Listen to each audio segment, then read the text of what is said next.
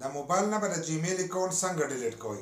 ستاسو سره چې کوم جیمیل اکاونټ او تاسو وایئ چې دا مکمل ختم شي، نو په دې ویډیو کې به دغه طریقه زه تاسو ته ښیم چې تاسو به د خپل جیمیل اکاونټ چې دی دا به څنګه ډیلیټ کوئ.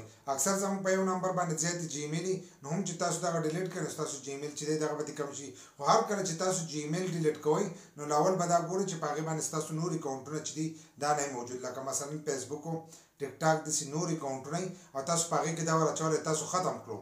لکه دغه جیمیل اکاونټ که تاسو ډیلیټ کړو نو بیا دغه اکاونټونه چې دی تاسو نشئ رسېدلی، ځکه چې تاسو د فیسبوک ریکور کوئ یا داسې ټیک ټاک ریکور کوئ یا نور داسې اکاونټونه تاسو پرې ریکور کوئ نو هغه جیمیل ته چې دی ضرورت پر راځي. نو هر کله چې جیمیل اکاونټ ډیلیټ کوئ نو مخکې به دا سوچ کوئ چې په دې باندې زموږ اکاونټونه موجود دي که نه دي موجود. نو زه موبایل سکرین ته باقي طریقه هلته کې زده کوم، خو د هغې نه مخکې دا که ویډیو مو خوښه شوه نو یو لایک شیر کمنټ چې دی ویډیو له به لازم ورکوئ. را چې لاړ شو موبایل سکرین ته او دا طریقه زده کړو چې د جیمیل اکاونټ څنګه ډیلیټ کېږي.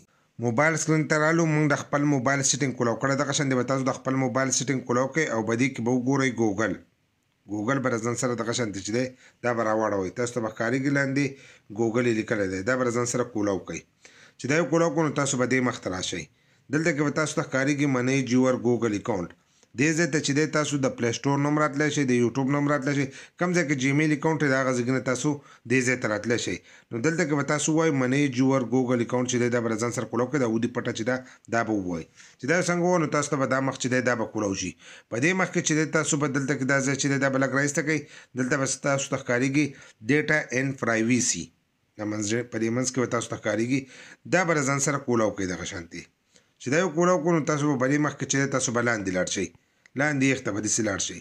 چې لاندې یخ ته راغلی نو دلته کې به تاسو ته د سکرین په دې منځ باندې ښکارېږي ډیلیټ یور ګوګل اکاونټ، دا یې لیکلی دی، دا به ځان سره دغه شانتې چې دی دا به کولاو کوئ.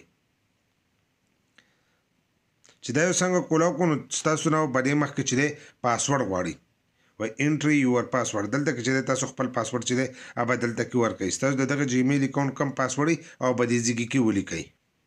چې څنګه یو خپل پاسورډ ولیکلو په دغه ځای کې نو لاندې به تاسو ته ښکارېږي نیکسټ، دا ودي پټه به درته ښکارېږي او سپین لیکل دا چې دي دا به ځان سره ووهئ.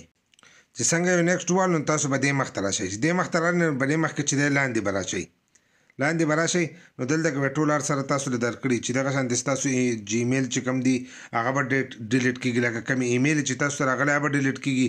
که یوټیوب چینل وي داسې ستاسو پکې کم دغه پراته وي د نمبرې پرتې هغه ټول به ډیلیټ کېږي. ټول هر سره چې دي په دې کې به ورکړي، لکه ستاسو د ایپسونو کم هسټري چې ده هغه ټول به ډیلیټ کېږي. که تاسو وایئ چې دغه هر سره ډیلیټ شي نو دلته به د دوو خانو کې چې دی په دې کې به نښه وکئ او لاندې به تاسو ته لیکلي ډیلیټ اکاونټ، دا ودي پټه او سپین لیکل به تاسو ته ښکارېږي په دې ګوټ کې، دا به ووایو نو ستاسو جیمیل اکاونټ چې دی دا به ډیلیټ شي. لکه اوس موږ دا ووایو زموږ جیمیل اکاونټ چې دی دا به اوس ډیلیټ شي د دې ځای نه. تاسو ولیدو زموږ جیمیل اکاونټ چې دی دا ډیلیټ شو.